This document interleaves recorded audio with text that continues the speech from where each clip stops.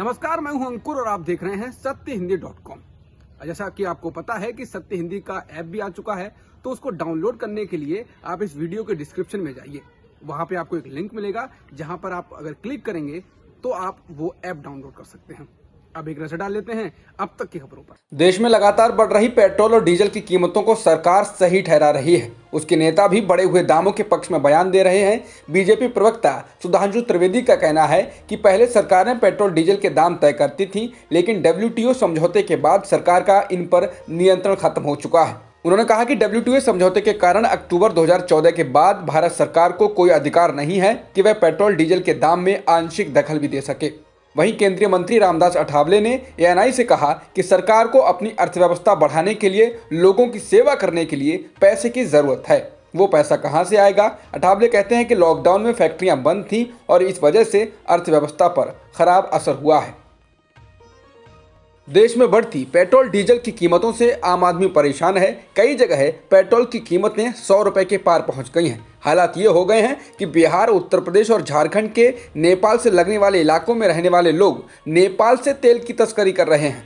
कुछ लोगों को इसके चलते गिरफ्तार भी किया जा चुका है। उत्तर प्रदेश में बहराइच, बिहार के रक्सौल और सीतामढ़ी तथा उत्तराखंड के बनबसा बॉर्डर से ऐसे कई लोग कैमरे की नज़र में आए हैं, जो साइकिलों, मोटरसाइकिलों के जरिए नेपाल से पेट्रोल लेकर आ रहे हैं। बता दें, पड़ोसी देश नेपाल हमसे ही तेल खरीदता है और इसके बाद भी वह हमारे मुकाबले 22 रुपये सस्ता पेट्रोल दे रहा है। लोगों का कहना है कि पड़ोसी देशों बांग्लादेश में पेट्रोल 76, नेपाल में 68, श्रीलंका में 60, पाकिस्तान में 51 और भूटान में पेट्रोल की कीमत 49 रुपये प्रति लीटर के आसपास है, जबकि भारत में ये 100 के पार पहुंच गया है। भारत में आज 12वें दिन पेट्रोल डीजल की कीमतों में बढ़ोतरी की गई है। दिल्ली में पेट्रोल की कीमत 39 पैसे बढ़कर 90 रुपये 58 पैसे प्रति लीटर हो गई है, जबकि डीजल के दाम 37 पैसे बढ़ाए गए हैं। अब इसके दाम 80 रुपये 97 पैसे हो गए हैं। दिल्ली से सटे नोएडा में पेट्रोल के दाम 88 रुपये 92 पैसे और डीजल की कीमत 81 रुपये 41 पैसे प्रति लीटर हो गई है। तो मुंबई में पेट्रोल की कीमत 100 रुपये से 3 रुपये ही कम रह गई है, यानी 97 रुपये के पार निकल चुकी है। यहाँ पेट्रोल की कीमत में 38 पैसे की बढ़ोतरी हुई है, जबकि डीजल में 39 पैसे बढ़कर 87 रुपये 6 पैसे प्रति लीटर हो गया है। पिछले 12 दिन में राजधानी दिल्ली में पेट्रोल के दाम में 3 रुपये 64 पैसे की बढ़ोतरी की गई है, जबकि डीजल के दाम में 4 रुपये 18 पैसे बढ़ाए जा चुके हैं। राहुल गांधी लगातार मोदी सरकार पर महंगाई को लेकर निशाना साधते रहे हैं। इस बार बढ़ती महंगाई को लेकर राहुल गांधी ने ट्वीट कर मोदी सरकार पर तंज कसा है। उन्होंने ट्विटर अकाउंट पर कुछ अखबारों की सुर्खियों को लगाया है, जिनमें बढ़ती महंगाई को लेकर हेडलाइन लिखी गई हैं, जैसे महंगाई की मार, रसोई के बजट में लगी आग, महंगाई, डीजल के दामों में वृद्धि से माल की आवक प्रभावित, सब्जियों के दाम बढ़े, महंगाई ने बिगाड़ा आम आदमी का बजट। इन सबसे ऊपर राहुल ने लिखा है महंगाई का विकास। राहुल के कहने का अर्थ यही है कि मोदी सरकार ने जिस विकास का वादा किया था, उसमें केवल महंगाई का ही विकास हो रहा है। देश में बढ़ रही पेट्रोल, डीजल और रसोई गैस की कीमतों के विरोध में मध्य प्रदेश में कांग्रेस ने आधे दिन का राज्य बंद किया। इस दौरान प्रदेश भर में कांग्रेस नेता सड़कों पर उतरे।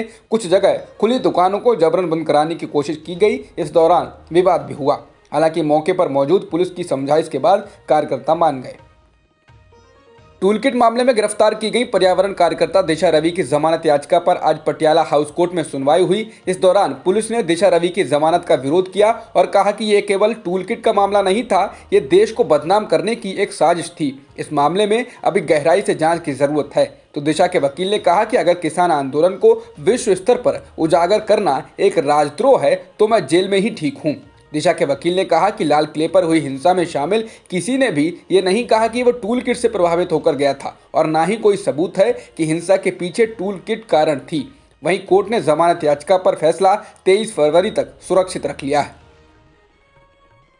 प्रियंका गांधी ने आज मुजफ्फरनगर में किसान महापंचायत को संबोधित किया। इस दौरान उन्होंने कहा कि हर नेता को एहसास होना चाहिए कि जनता उस पर एहसान करती है। मुझे इसका पूरा एहसास है। प्रियंका गांधी ने कहा कि दिल्ली बॉर्डर पर प्रदर्शन करने वाले किसानों का अपमान किया गया है। जो किसान अपने बेटों को देश की सुरक्षा के लिए सीमा पर भेजता है, उन्हें अपमानित किया गया, उन्हें देशद्रोही कहा गया, उन्हें आतंकी कहा गया। पीएम मोदी जी ने पूरे संसद में किसान आंदोलन का मजाक उड़ाया, किसानों को परजीवी कहा। बता दें, प्रियंका यूपी में कांग्रेस का जनाधार बढ़ाने के लिए लगातार किसानों के बीच जा रही हैं। मुजफ्फरनगर से पहले वो सहारनपुर और बिजनौर में महापंचायत कर चुकी हैं और 23 फरवरी को मथुरा में किसान महापंचायत होने वाली है।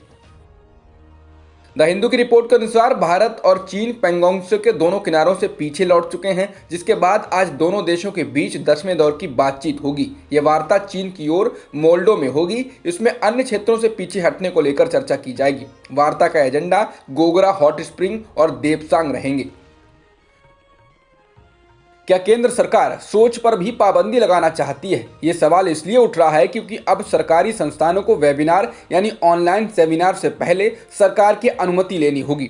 सरकार के इस आदेश का सरकारी संस्थाओं ने विरोध करना शुरू कर दिया है। देश की चोटी की 2 वैज्ञानिक शोध संस्थाओं ने इसका विरोध करते हुए केंद्र सरकार को चिट्ठी लिखी है। इन्होंने कहा है कि इससे वैज्ञानिक विमर्श रुक जाएगा और युवाओं के बीच वैज्ञानिक सोच विकसित करने की कोशिशों में अड़चनें आएंगी। इंडियन एक्सप्रेस के अनुसार इंडियन एकेडमी ऑफ साइंसेज और नेशनल एकेडमी ऑफ साइंसेज ने केंद्र सरकार को अलग अलग खत लिखकर इस पर चिंता जताई है। Indian national academy of sciences ने चिट्ठी लिखने पर गंभीरता से विचार कर रही है। वेबिनार को लेकर विदेश मंत्रालय ने 15 फरवरी को जारी एक नोटिस में सभी सरकारी संस्थाओं से कहा था कि वे किसी ऑनलाइन या वर्चुअल कॉन्फ्रेंस, सेमिनार या ट्रेनिंग करने के पहले प्रशासनिक सचिव से अनुमति लें। इनमें सरकारी खर्च से चलने वाली शिक्षण संस्थाएं और विश्वविद्यालय भी शामिल हैं। नोटिस में यह भी कहा गया है कि संबंधित मंत्रालय ऐसे मामलों पर वेबिनार आयोजित करने की अनुमति नहीं दे सकता जो राज्य की सुरक्षा, सीमा, पूर्वोत्तर राज्य, जम्मू कश्मीर और आंतरिक मामलों से जुड़े हुए हों। तो वहीं इंडियन एकेडमी ऑफ साइंसेज के अध्यक्ष पार्थ मजूमदार का कहना है कि वेबिनार से लोगों, खासकर युवाओं के बीच वैज्ञानिक सोच को बढ़ावा देने का एक अनूठा माध्यम मिला है। किसी नोबेल पुरस्कार से सम्मानित वैज्ञानिक को बुलाना बेहद मुश्किल काम होता था। वेबिनार के जरिए छोटी से छोटी संस्था भी ये काम कर सकती है।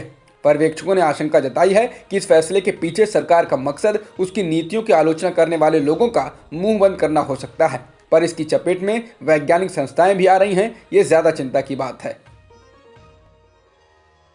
पश्चिम बंगाल चुनाव को लेकर टीएमसी ने अपना नारा दिया है। नारे में ममता बनर्जी को बंगाल की बेटी बताया गया है। नारा है, बंगाल को चाहिए अपनी बेटी।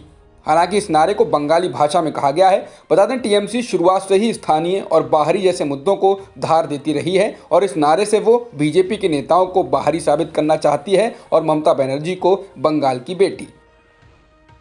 महाराष्ट्र में एक बार फिर कोरोना के मामले बढ़ रहे हैं। इस बीच अब कर्नाटक सरकार ने अपने यहाँ कोरोना को नियंत्रण करने के लिए एक कदम उठाया है। कर्नाटक सरकार ने अब महाराष्ट्र से अपने यहाँ आने वाले यात्रियों के लिए कोरोना नेगेटिव रिपोर्ट जरूरी कर दी है। महाराष्ट्र से पहले केरल से आने वाले यात्रियों के लिए कर्नाटक ने यही नियम लागू किया था। कोरोना संक्रमण के मामले में थोड़े समय के लिए कमी आने के बाद एक बार फिर ये तेजी से बढ़ रहा है और टीकाकरण अभियान के बावजूद ऐसा हो रहा है। केंद्र सरकार ने कहा कि केरल, महाराष्ट्र, पंजाब, छत्तीसगढ़ और मध्य प्रदेश, इन 5 राज्यों में रोजाना कोरोना संक्रमण के मामलों में बढ़ोतरी हो रही है। सरकार के अनुसार पूरे देश में सबसे ज़्यादा तेजी से महाराष्ट्र में संक्रमण फैल रहा है, जहां बीते 24 घंटों में इसके 6112 मामले सामने आए हैं। इसी तरह पंजाब में भी कोरोना महामारी तेजी से फैल रही है, जहां पिछले 7 दिनों में इसमें और तेजी आई है। भारत में एक दिन में लगभग 14,000 कोरोना संक्रमण के मामले दर्ज किए गए हैं और 101 लोगों की मौत हुई है, जिसके साथ ही देश में कुल संक्रमितों का आंकड़ा 1,09,77,000 के पार हो गया है और मृतकों की संख्या 1,56,000 के पार हो गई है। फिलहाल एक्टिव मामले 1,43,000 से अधिक हैं और अभी तक देश भर में 1,07,15,000 से अधिक लोगों को वैक्सीन लगाई जा चुकी है।